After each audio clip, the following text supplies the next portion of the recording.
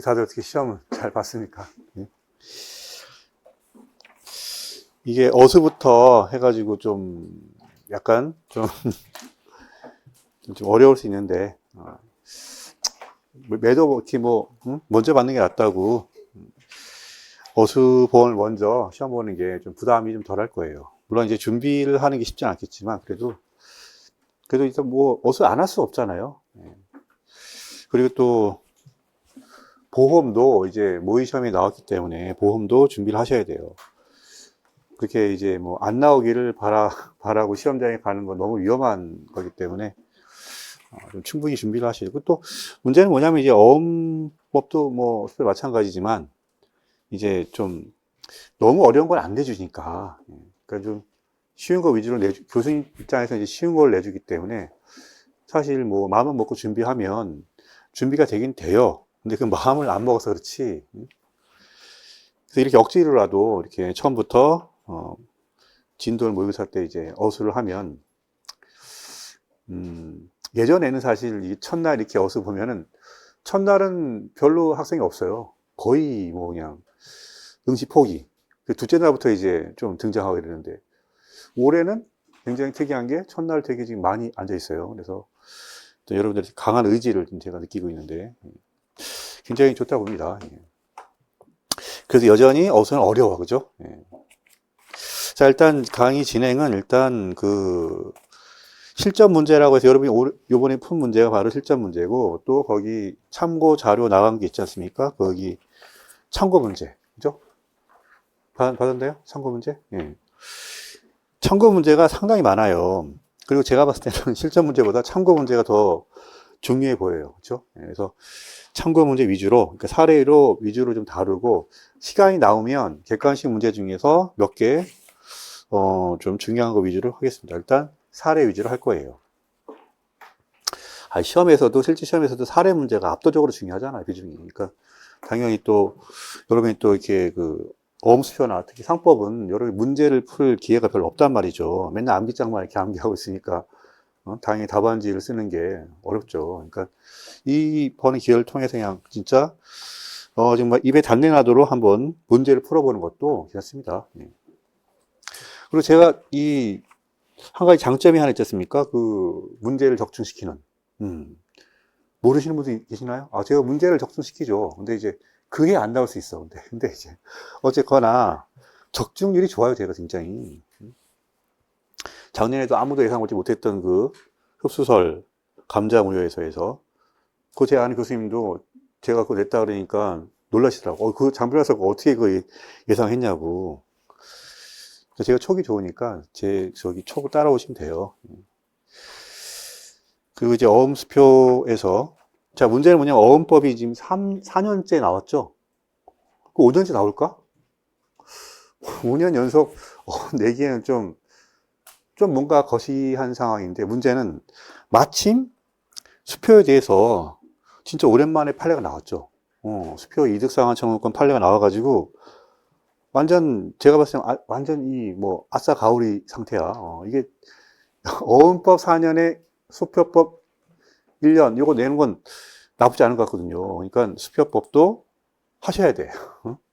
종래 어음법 하다가 이제 수표법까지 하려니까 이제 뭔가 좀 부담스럽겠지만, 아무튼 수표 이상청 판례가 나왔기 때문에 굉장히 중요한 판례, 여러분들 잘 공부를 안 해서 모르겠지만 굉장히 중요해요. 그 판례는 예전에 대법원이 그렇게 판시해가지고 정말 잘했다. 그래서 대한민국 100대 판례 안에 들어갔던 판례 중에 하나예요. 그래서 그게 다시 한번 이제 작년에 나왔기 때문에 엄청 중요해 보입니다. 자, 일단 어음법에 대한 아주 간단한 개괄을 해볼게요. 어음법 사례 어떻게 푸는지. 자, 어음법. 지금 수표도 마찬가지예요. 어음수표, 사례, 풀이법. 일단 답안지 어떻게 써야 돼요? 첫 번째, 그쵸?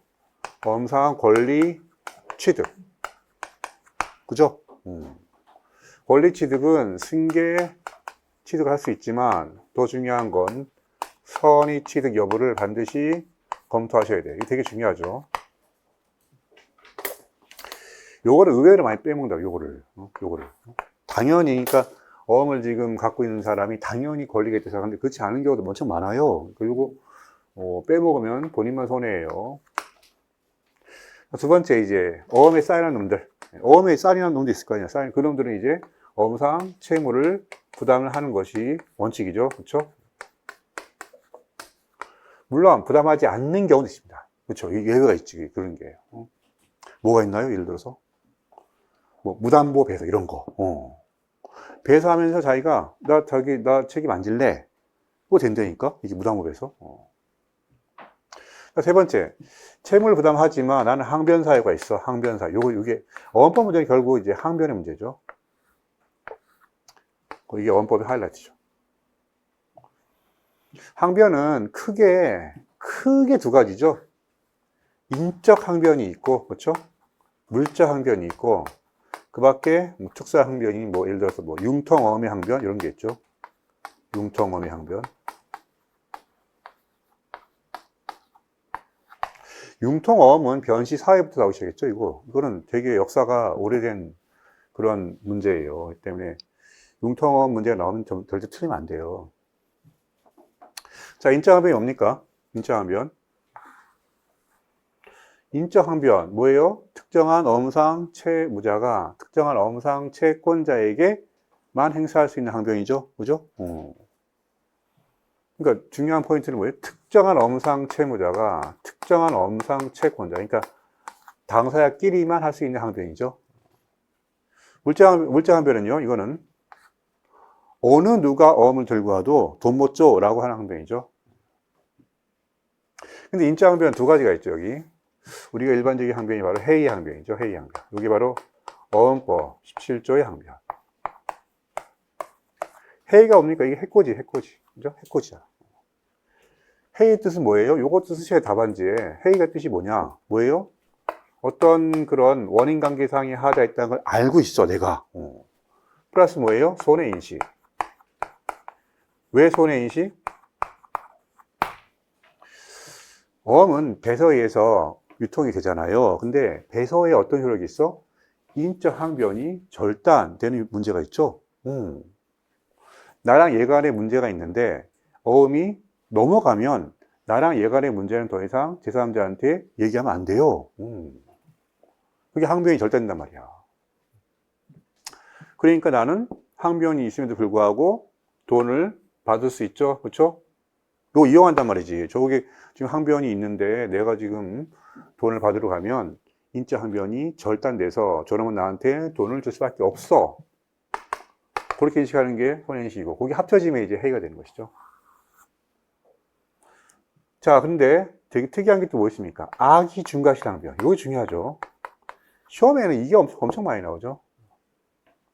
단순한 해이가 아니라 이제 악의 또는 중과실.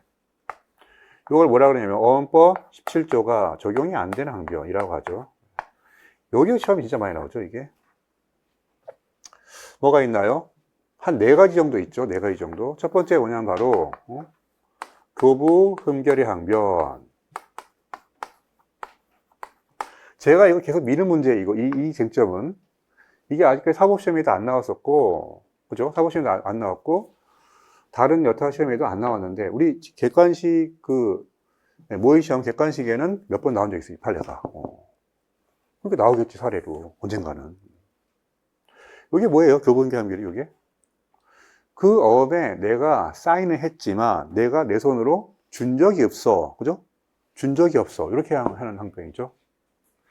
요거는 어음 이론과 연결돼. 그래서 굉장히 중요하죠. 제가 봤을 때 이거 나올 가능성이 엄청 높습니다, 이거.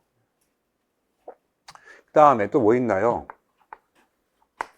이사의 자의거래. 이거는 회사법적인 쟁점인데,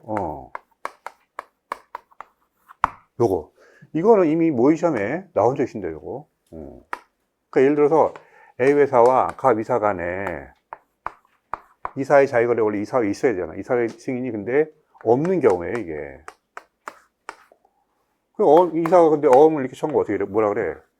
너 미쳤니? 하겠지. 너 이사회 승인도 없는데 누가 뭘 어음을 청구해? 근데 이사가 이제 이거를 이렇게 넘기면 얘가 회사에 청구했을 때는 회사는 뭐라 그래요? 그거 이사회 결의가 필요한데 이사회 결의가 없었거든요.